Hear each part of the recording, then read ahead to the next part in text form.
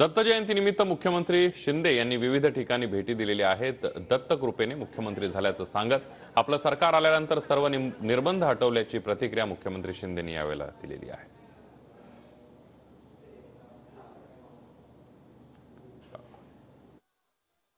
पहिले इथं सुरुवात केली मी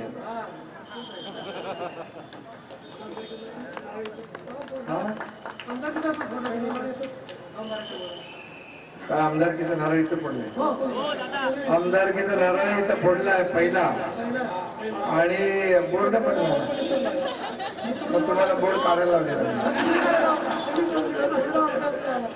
ठीक आहे,